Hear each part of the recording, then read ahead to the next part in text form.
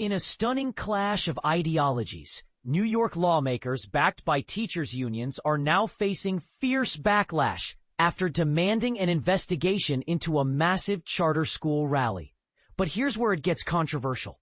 Were they genuinely concerned about legalities, or were they simply flexing their political muscle to silence a growing movement? Let's dive in. Earlier this month, Democratic state senators Liu and Shelly Mayer, both chairing powerful committees overseeing New York City schools, called for a probe into a pro-charter school rally that drew 15,000 parents and students. The rally, which took place on September 18th and included a march across the Brooklyn Bridge, was a bold demand for more charter schools in the city. Liu and Mayer, known for their pro-union stance, questioned whether the event violated state laws, alleging that some charter schools pressured families and staff to attend by canceling classes during a school day. Their letter to State Education Commissioner Betty Rosa and SUNY Chancellor John King labeled the rally a misuse of public funds and student time. And this is the part most people miss.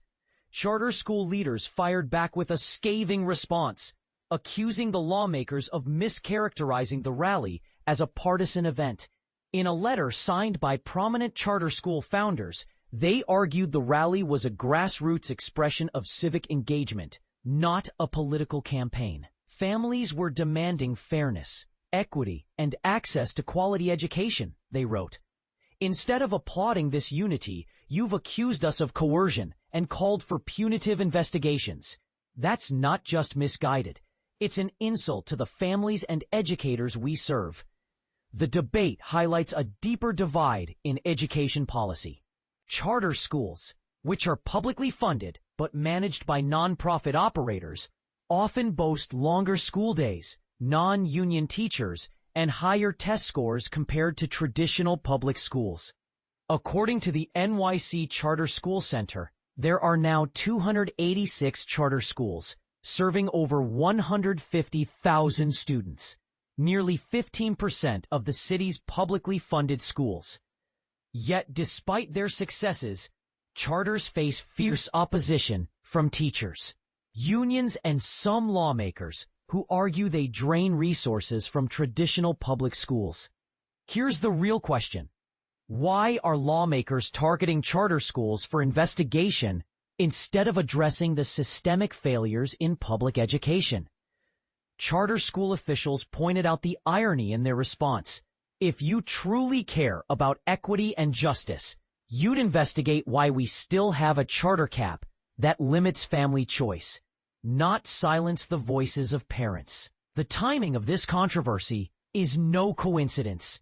The rally came just weeks before the November 4th mayoral election, where Democratic frontrunner Zohran Mamdani has openly opposed lifting the state cap on charter schools. Could this be a political play to sway public opinion? Or is it a genuine attempt to uphold state regulations?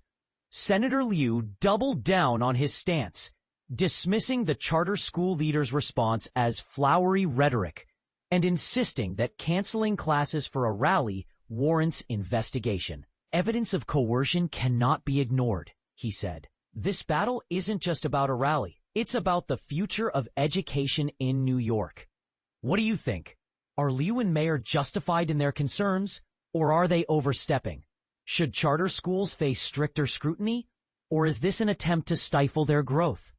Let us know in the comments. This debate is far from over.